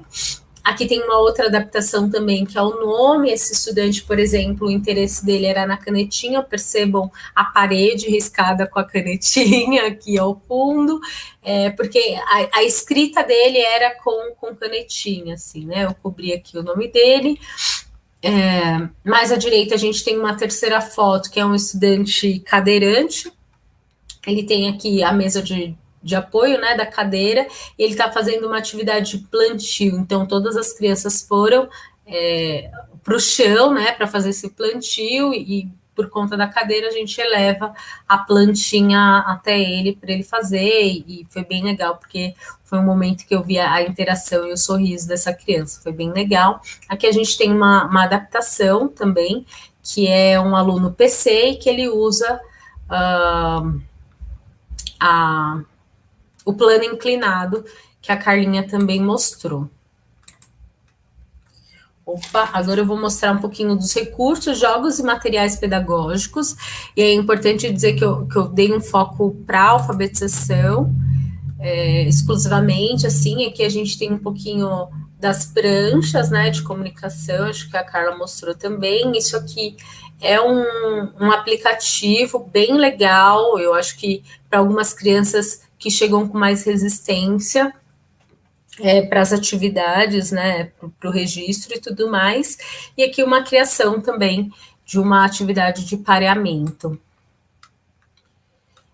Então, aqui eu tenho um material concreto de matemática, foi aquilo que a gente falou sobre a soma e subtração. Isso aqui é uma máquina, né? Máquina de somar, na verdade, pode ser feita numa caixa de papelão mesmo, é usado pedaços de cano de PVC aqui com aquele... Ai, não vou saber a expressão, me ajudem depois, mas coloca um copinho, então você pode pôr grãos em cada um dos lados, e aí vai cair na caixinha, a criança soma o total. E aí tem uma outra máquina de calcular, mas feita de maneira mais simples, que usa garrafa de refrigerante mesmo, a PET de 2 litros, rolos de papel higiênico ou pode usar também papel cartão, e aí, enfim, faz um círculo, né, esqueci o nome disso, me desculpem, um cilindro aqui, e aí também pode ir colocando tampinhas, ou podem ser grãos também, um de cada lado, 2, enfim, para que as crianças façam a soma. Esse da árvore também é bem legal, porque as crianças têm uma visibilidade da totalidade. Isso aqui é muito legal. Eu fiz, por exemplo, num terceiro ano, e as crianças que não têm necessidades educacionais especiais, elas tiveram dificuldade, por exemplo, na subtração. Então, na soma foi super fácil. São tampinhas também, só que é feito com EVA, copa da árvore, com caule aqui também, de outra cor, e a gente cola tampinhas. No meu caso, eu colei as tampinhas da Coca-Cola, e colei, fiz maçãs com EVA e com um caulezinho verde também. E aí, o que acontece? A gente vai colocando ali, eu colei com velcro aqui os números, imprimi e colei com velcro para colocar e tirar.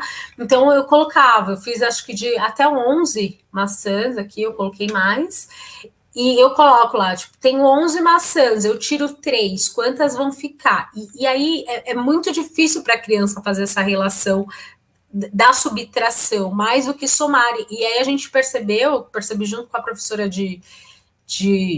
da sala regular, ela falou, Amanda, isso é maravilhoso, eu quero para mim, porque na verdade eu fiz com foco no concreto para o estudante público-alvo da educação especial e serviu para toda a turma. Eu acho que isso é muito legal na questão da acessibilidade, né? Aqui é um pouquinho referente à quantidade, só que também eu montei, palito de sorvete. Esses que parece um copinho aqui é papel cartão preto, que eu também fiz ali o cilindro, fechei embaixo com cola quente, e aí coloquei os números. Como é uma criança que tinha um comprometimento, o que eu fui fazendo? Eu fiz o pareamento por cor e por quantidade também, né? Então, peguei alguns personagenzinhos de EVA e fui relacionando ao número com a cor e com a quantidade, então isso auxiliaria também o estudante nesse sentido. Aí eu trouxe alguns aplicativos também que vão trabalhar essa questão da matemática, da leitura e da escrita. Tem o Dinotim também, que é uma associação e pareamento de números e quantidades, mas tem outras possibilidades. O Mobilax, que é a tabuada de multiplicação também, ela vai aparecendo de várias maneiras. Acho que aqui já dá para trabalhar com os maiores, ou pelo menos um grau de dificuldade menor, né, quando a gente vai trabalhar a questão da multiplicação com os pequenos. Tem o Monster Numbers, gente, me desculpem o inglês, que é uma questão de contagem também, de quantidade. E aqui é o Ler e Contar. Então, esses aqui eu peguei para Android, tá? Mas eu acredito que tenha para iOS também. Aí aqui a gente tem alguns recursos, que é o teclado ampliado, por exemplo, bastante usado para baixa visão ou para estudantes com paralisia cerebral também. Esse aqui é um teclado que eu também fiz de baixo custo, então não tinha o teclado bonitinho aqui ampliado, porque vocês sabem que a verba na educação, né, ela sobra muito sempre. E aí o que eu fiz? Eu imprimi um papel amarelo mesmo, aqueles papers, enfim, esses papéis mais coloridões, e aí recortei e colei, e na verdade não foi num teclado assim, foi no teclado de notebook também que a gente tinha na escola. E a colmeia também, né? Essa colmeia eu acho que eu não trouxe de baixo custo, mas algumas pessoas, ela facilita a digitação e dá para construir também com um papelão, tá? Aí alguns recursos, eu acho que a Carla já passou também por alguns, então vou ser bem breve. Tem o caderno de pauta ampliada, prancha de comunicação, engrossadores, tem alguns aplicativos já e softwares que dá para criar essas pranchas de comunicação gratuitamente também.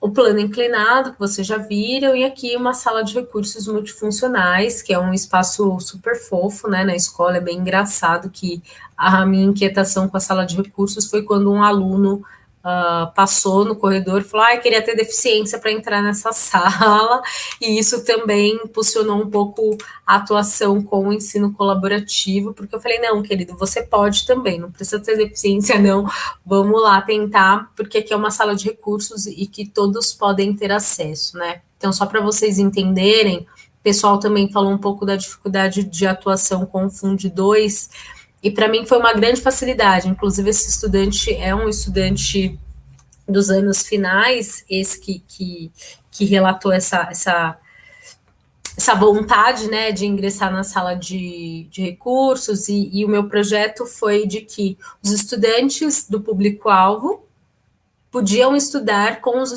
os alunos da sala deles, né? Então, tem uma dinâmica um pouco diferente na minha escola, que eles estudam com roteiro de aprendizagem.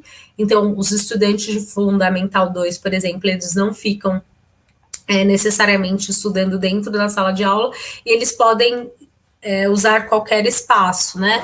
E no momento que a gente fez foi a sala de recursos também vai ser um ambiente de estudos, né? Pensando que a gente tem uma proposta em colaboração, então isso facilita também a minha atuação com os professores, mas também com os estudantes. Então eles passam a estudar. A minha sala também vira, a minha sala não, né? Mas a sala de recursos também vira um espaço de estudos para todos, assim, foi uma coisa bem legal. Então, aqui só para a gente finalizar, é que a escola inclusiva, ela reconhece o estudante como centro da aprendizagem, né? Então, não é a dificuldade desse estudante, mas sim a potencialidade e o quanto ele tem de potencial a ser desenvolvido, né?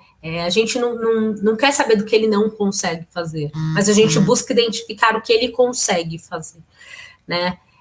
Então, a gente admitir que cada indivíduo é único, que a gente tem uma pluralidade imensa de perfis e de sujeitos e de pessoas, né, e que eles precisam ser identificados, valorizados e respeitados, né, e que cada um deles vai aprender de uma forma diferente, variada, em ritmos, inclusive, distintos.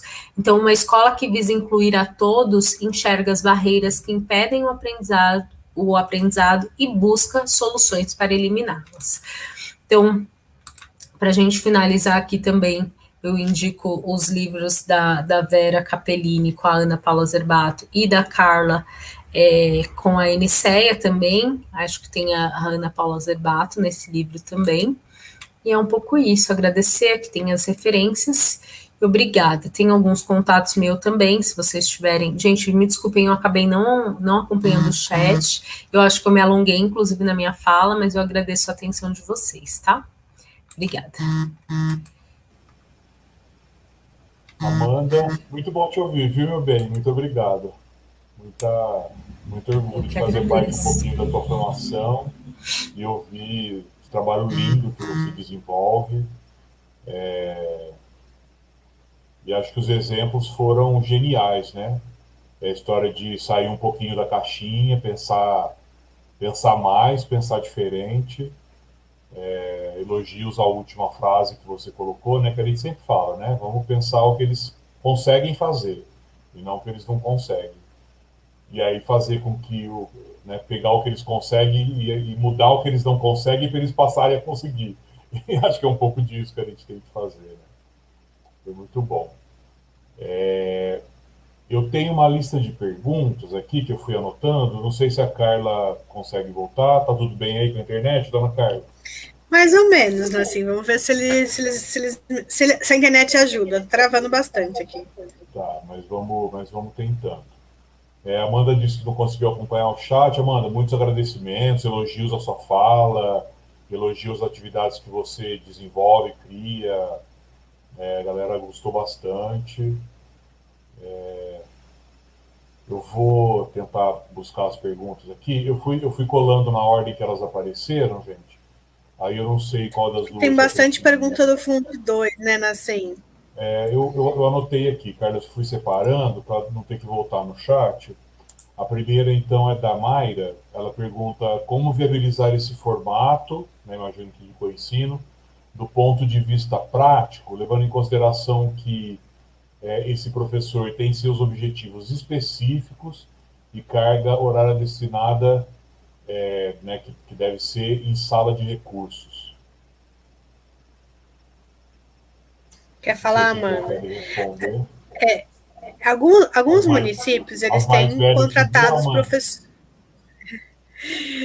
Eu já passo para a Amanda, mas alguns municípios têm contratado professores para trabalhar como co-ensino. Então, não é que ele vai dividir espaço com a sala de recurso, ele está no município atuando como com ensino colaborativo.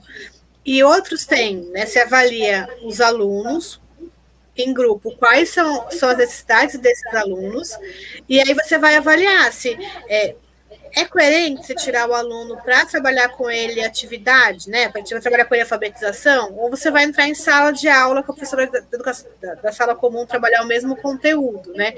Se vai avaliando aluno por aluno, o que se beneficiaria tirar ele, qual seria o papel da sala de recurso. Então, tem profissionais da sala de recurso que estão fazendo as duas funções, horários em sala de recurso e horários dentro da sala de aula comum, né, Amanda?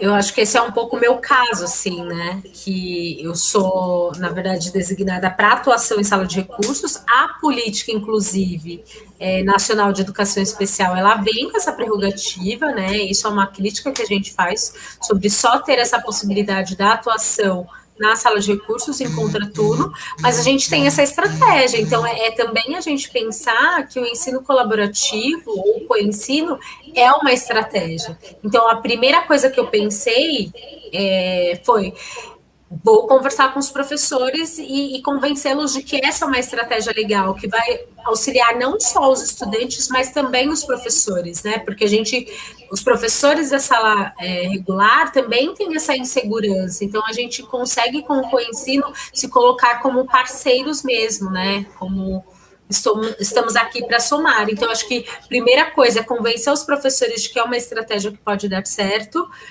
e convencer a gestão escolar, né? Então, conversar com a coordenação pedagógica, com a gestão escolar, para dizer: olha, tem uma prática aqui que pode ser interessante para a educação especial, o que vocês acham? E, é claro, vão cheios de argumentos, já levem os livros, digam, eu li, e tudo mais, né? Acho que é um pouco esse o caminho também. Não sei se contemplo a Mayra. Muito bom. Gente, Amanda, aproveitando que você estava com o microfone aberto, deixa eu ver eu não anotei quem perguntou, mas eu acho que é uma curiosidade interessante, que é quanto tempo você fica na sala regular? Isso é muito variado, né? Então, a gente vai avaliar de acordo com a necessidade. Tem um estudante, por exemplo, que eu precisava ir todos os dias. Então, tinha uma questão comportamental que precisava muito ser trabalhada. Então, era um aluno que ele já tinha se vinculado a mim, porque ele ia só no contraturno. Então, demorou um tempo, por exemplo, para que eu largasse esse estudante e passasse a ir mais tempo na sala comum. Isso foi um processo longuíssimo. Mas tem estudante, por exemplo, que eu vou uma vez na semana, fico por 15 minutos e a gente já consegue ali conversar. É um momento que tanto o aluno é orientado quanto o professor, então o professor vai por aqui ou por ali. Então depende muito. Tem um processo também da colaboração que não precisa necessariamente estar na sala de aula. Eu estou fora da sala preparando ou adaptando uma atividade. Olha, Amanda, para a semana que vem eu pensei nessa atividade. Você pode me ajudar a adaptar? Tem uma coisa também, que é o professor do AE não é responsável necessariamente pela adaptação, ele vai contribuir para esse professor. Tem momentos que eu consigo criar toda a atividade. Então, olha, eu consegui elaborar isso, professora, pensando aqui junto com você no currículo. Mas tem momentos que ela vem com a atividade: Amanda, eu adaptei, o que você acha? Dá só uma olhada para você ver se ficou bom? E é uma coisa de realização. Tem atividade que eu falo: olha, tá ótimo, beleza. Quando o aluno vai fazer, é um fiasco, tipo, ele não conseguiu determinadas situações, assim. Aí, tipo, olha, então na próxima atividade a gente vai pensar numa adaptação melhor, considerando essa dificuldade que ele teve aqui, né? Então, Não tem uma resposta pronta para quanto tempo. Isso também é uma cobrança ainda das redes, então tem uma questão de qual sala você foi, para qual professor você orientou. E tem momentos, por exemplo, ou turmas, que eu nem vou até a sala. Eu aproveito um momento de hora atividade desse professor para dar orientação, tá? Então tem isso também, não necessariamente estar na sala regular.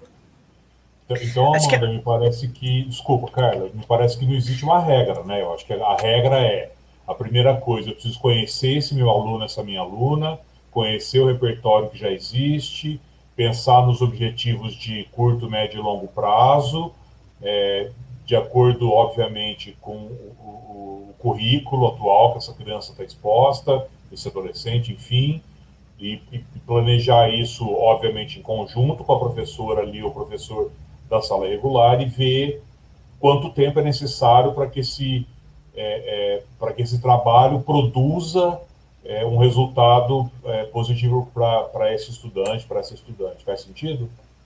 É isso, é pensar nesse objetivo. Então, alcançamos esse objetivo, a gente vai para o próximo objetivo. Então, isso vai levar o tempo que aquele objetivo precisa, né, para que seja desenvolvido e alcançado. É isso. Cara, eu te cortei, meu bem, desculpa. Não, eu ia falar isso, porque tem muitos professores que entendem, muita diretora, muita gestora, então que seria como professor de artes. Na segunda-feira, às 2 da tarde, ele ia estar no primeiro ano. Na terça-feira, às 4 da tarde, ele vai estar no segundo ano, né? Mas não, né? O aluno é da escola, então a decisão de qual vai ser o aluno priorizado naquela semana, naquele dia, é uma decisão conjunta. Se tem um professor que precisa de mais apoio naquele dia para alguma atividade, porque o foco é o professor, né? Então, a escola decide também, né, essa agenda, é uma decisão coletiva, né, então não é tão fechado, não tem que ter uma porta lá na sala do professor de educação especial dizendo que ele está lá na segunda-feira, às 2 da tarde, no primeiro ano, ele está rodando pela escola mesmo. Vou aproveitar, eu acho que está mais ou menos dentro desse contexto, dessas perguntas, gente. A Luciana pergunta assim, mas como ficam os objetivos do AEE? Se eu entendi a pergunta, ela diz assim, né? Os objetivos do AE se diferem de alguma forma dos objetivos da sala de aula regular. Então, como fazer com que essas coisas conversem? Eu acho que a Anne... Ah, voltou, Anne, desculpa. Tinha dado O uma meu está travadinha. travando um pouco.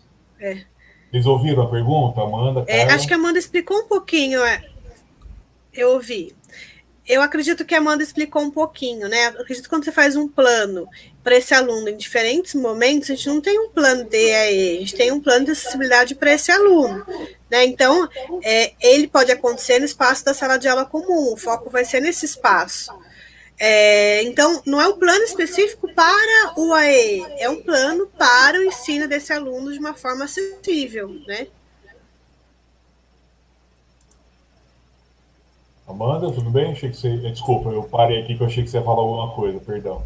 Não, a Carla travou. Não, eu acho que é isso mesmo, é o que a Carla colocou, né? É o plano pensado para o desenvolvimento do estudante. Claro que tem algumas coisas que são super específicas do AE, mas que a gente vai tentar colocar isso dentro do desenvolvimento da sala da aula regular. Então, esse é o grande macete, eu acho, do colaborativo, né? Eu não penso na atividade específica, porque dentro dessa especificidade vão ter atividades trabalhadas na sala regular que podem contemplar isso. Então, essa é a ideia legal. Ou seja, isso também não vai ser importante só para o estudante público-alvo da educação especial. Isso é importante para as habilidades de todos os estudantes. Acho que é um pouco isso também.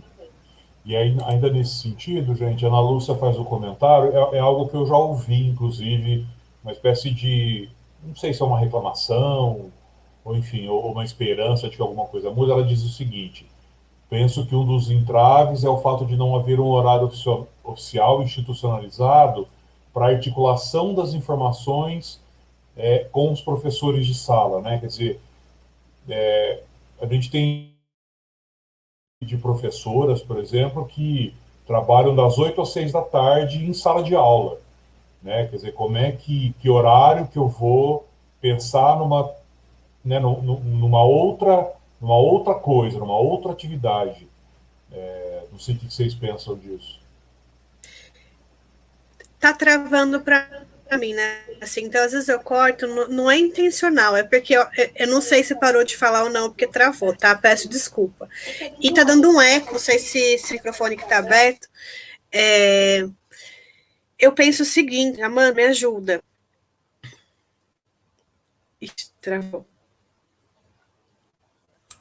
A gente está te ouvindo normal, cara, e te vendo também. Agora ela caiu. Acho que ela caiu. Vou tentar responder então um pouquinho sobre como que eu vejo isso, né? Realmente é um entrave essa questão dos horários. Então, na minha rede, por exemplo, a Carla voltou. Quer falar, Amanda? Pode falar. Eu falo e depois você complementa. Pode terminar, depois eu complemento. Pode ser? Tá. Pode. Então, na minha rede, por exemplo, o meu horário de trabalho, eu tento encontrar todos os professores, mas isso é uma coisa que, para quem tem um acúmulo de cargos, por exemplo, que é o professor que sai de uma escola e vai para outra, isso é inviável, né? Então, eu consegui, como eu tenho uma exclusividade em atuar somente em um cargo, eu consigo isso. Então, eu atendo manhã, tarde, noite, eu faço horários, então meu horário é sempre dias das semanas, então há dia que eu trabalho de manhã, dia tarde, é dia que eu pego o início da noite, porque na minha escola tem EJA, então tem isso também, a educação especial ela passa por todas as modalidades, desde a educação infantil, lá na creche, até a EJA, então garantir o atendimento a todo esse público, para isso eu preciso articular com os professores. O bom da pandemia, agora eu vou entrar um pouquinho nessa pandemia, assim, é que a gente foi criando outras artimanhas para essa relação com o professor. Então, agora eu não tenho mais essa dependência de estar com ele fisicamente. Então, a gente criou lá um Google Sala de Aula, onde a gente troca as informações sobre os estudantes. Então, lá tem o plano, lá tem o estudo de caso. Então, virou comum a todos, a gestão sabe o que está acontecendo e a gente vai tentando ali uma comunicação, mas isso realmente é ainda um desafio muito grande, que é de que forma a gente vai encontrando. Um outro caminho que eu fiz também antes da pandemia foi conversar com os professores dentro dos horários de formação coletiva. Também sei que isso não é realidade no país inteiro, mas que algumas redes garantem a formação do grupo de professores em determinados momentos. Então, às vezes, pedir para a coordenação pedagógica uma pauta ali, um determinado momento para a gente discutir sobre os casos do AEE, né? Carlinha me complementa, me ajuda aí. Não, mas a Amanda conta várias estratégias. Acho que alguém perguntou aqui no chat, Amanda, se você trabalhava em mais do que uma escola. Né? A Amanda trabalha numa escola integral, né, Amanda? De turno integral, né? Então, ela tem essa possibilidade dos alunos ficarem o turno inteiro na escola, ela conseguir acompanhar tanto de manhã quanto à tarde o mesmo grupo. Isso é super legal. Tem algumas estratégias, né? Acho que lutar por ter mais tempo de planejamento comum, mais tempo para conversar, é uma luta nossa dos professores que tem que continuar, né? Mas algumas estratégias que as pesquisas relatam para a gente, as práticas também. Então, o uso do caderno, o WhatsApp, o e-mail, compartilhamento do plano da aula, para o professor saber o que vai acontecer, do plano do bimestre, para o professor de educação especial saber qual é a sequência de cada lição. E uma estratégia muito utilizada então, se dá orientação para o aluno, né? Para os alunos começarem a fazer atividade, enquanto eles começam a fazer atividade, é o momento que os professores têm, então, e conversam um pouquinho, né? Aquele tempinho inicial. E aí eles vão buscando outras estratégias, né? Tem professor que usou o caderno de recado mesmo, tem um caderno de recado entre os dois, aí eles se comunicam, porque quando ele entra na sala, ele está direto com o professor e com o aluno.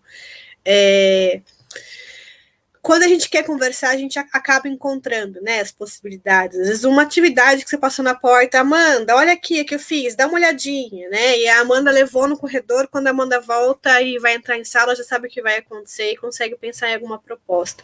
Mas conversar, como a Amanda falou, né, qual vai ser o papel de cada um, o que cada um vai fazer em cada atividade, o que cada um vai fazer naquele momento que eles estão juntos é muito importante para que não tenha um conflito. Então, não é sempre o professor de educação especial que deixa a atividade acessível. Então, se um dia, né, tá marcado que a Amanda vai entrar em sala e a Amanda não fez acessibilidade, nem o professor, pode ser que gere conflito por falta de diálogo. Então, essas coisas precisam ser conversadas realmente, ter tempo para isso seria bem importante. Obrigada, Nassim. Meninas, a gente já passou do horário, a gente já foi até 8h30, mas se vocês puderem, uma última. Na verdade, são duas perguntas, mas que eu acho que tem relação. Pode ser? Tudo bem, Amanda? Pode. A Ana Lúcia pergunta o seguinte, né? Como fazer flexibilização, né, com um aluno de 8º ano que faz uso de cadeira de rodas, e aí veio que junta as duas perguntas, né? E cujo comprometimento, comunicação, compreensão e cognição é bastante acentuado. E a Luciana também diz algo nesse sentido, né? Pensando no estudante do sexto ano, por exemplo, que tenha deficiência ou autismo severo, onde nem adaptando ele conseguirá compreender o conteúdo ali daquela série que ele está. Por favor, ela pede, né? Me fale sobre estratégias para esses alunos que têm um grau mais severo, né? Então eu acho que, enfim, essa é uma preocupação legítima que a gente tem mesmo, né? Em se tratando de alunos e alunas que tenham um comprometimento mais sério. E eu, particularmente, fico muito preocupado quando isso envolve a dificuldade ou a falta de comunicação, de linguagem, né? Isso parece que é um entrave bastante importante nesse contexto, enfim, de educação de forma geral. Não dá para ser rapidinho, né, Nassim? Você quer que a gente dê um curso de 30 horas sobre isso, né? Eu entendo que trabalhar com caso é desafiante, né? Então eu vou simplificar um caso, mas eu não vou comentar o caso de vocês, porque são alunos que a gente não conhece. A gente tem pensado em informações que a gente vai avaliar o caso de vocês e discutir um pouquinho, mas agora é complicado pensar assim. Mas eu tenho uma aluna aqui no IFISP, que ela tem deficiência intelectual, ela está no ensino médio, ela está cursando o 2º ano do ensino médio. O professor de matemática está trabalhando agora o cálculo questão de vestibular, com cálculo de área de formas geométricas, né? Você põe um triângulo junto com um quadrado e aí você tem que calcular qual é a parte X que não tem a medida. A minha aluna não sabe usar régua, né? A minha aluna eu descobri que ela não sabe usar régua, que ela não sabe a diferença de centímetro e de milímetro. Então, tem duas possibilidades, né? Uma possibilidade seria eu retirar ela da atividade e dar uma atividade totalmente paralela, e a outra que é que a gente tem feito, né? Pensando junto em atividades que tenham o mesmo conteúdo, né? Tem a mesma base, tem a mesma discussão, né? E aí eu tenho trabalhado com ela com a mesma atividade, mas para trabalhar com o uso de régua e para conhecimento de formas geométricas. Ela não sabe reproduzir um triângulo. Então a gente trabalha com o mesmo conteúdo, né? Vou dar outro exemplo.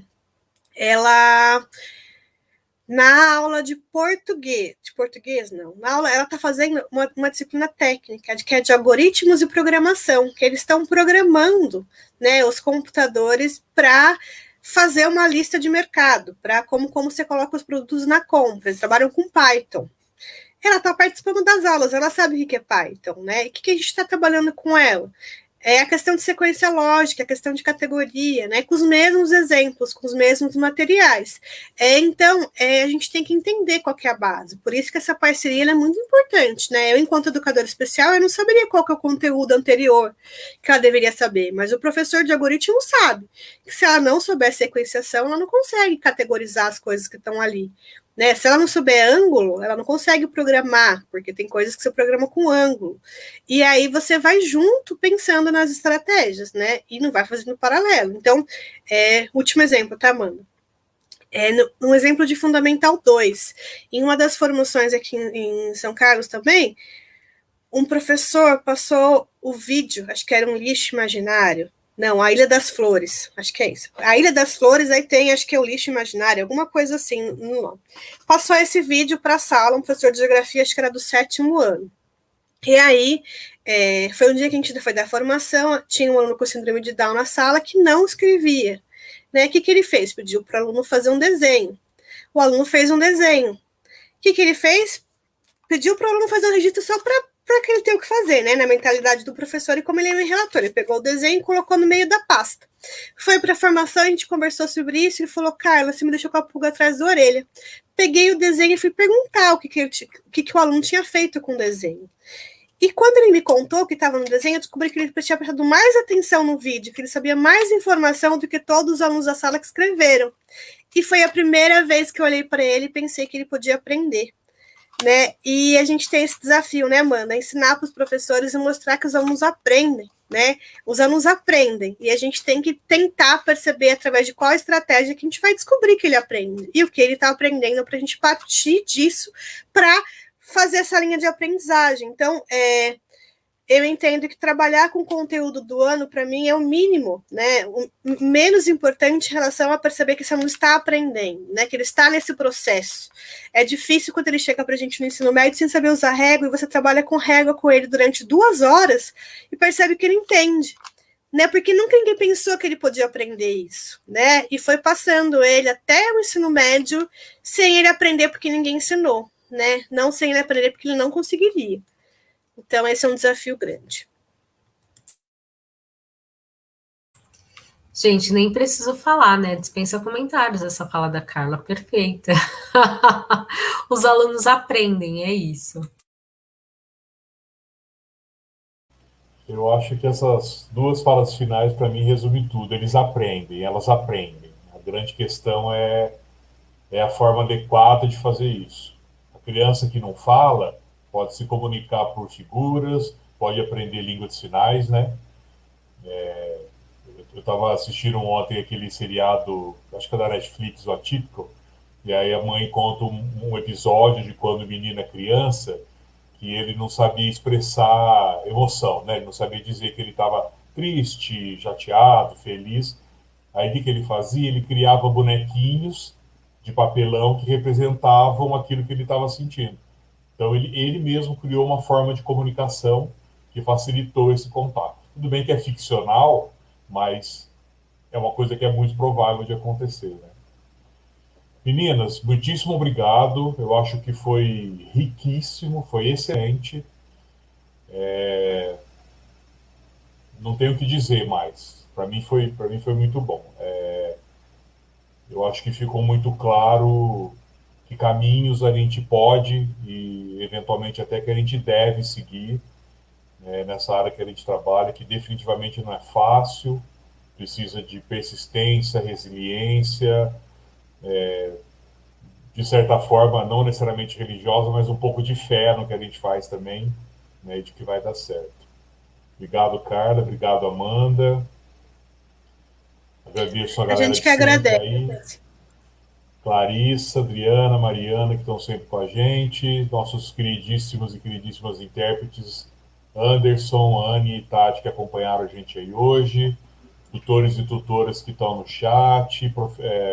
Acho que tem as supervisoras, os formadores também. Muito obrigado.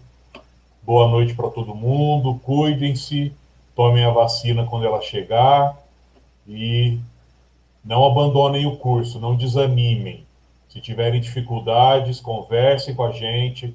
A Mariana, ela tem esse sorriso mesmo quando tem algum problema mais sério para resolver. E ela vai ajudar vocês e vai ajudar a gente a resolver as dificuldades que vocês podem estar encontrando aí durante o curso, tá bom? Obrigado, boa noite para todo mundo. Posso só dar Claro, uma Bri, palavra? claro. Não, eu estou vendo no chat, né, alguns que estão participando, falando assim, o aluno não faz uso do banheiro, às vezes o aluno não escreve, ele não lê. A gente sempre tem que perguntar o contrário, falar assim, ninguém nunca ensinou ele a usar o banheiro. Então, não é que ele não sabe usar, é que ninguém ensinou. Então, a gente muda um pouco esse discurso, né? Não é que ele não sabe usar, é que ninguém ensinou ele. Então, a gente tem que ensinar. É isso que a gente faz, né? O professor ensina. É só isso. E obrigada, Carla. Obrigada, Amanda. As parceiras, né? Mariana, Clá, parceiro Nassim. Obrigada aos intérpretes. E boa noite para todos.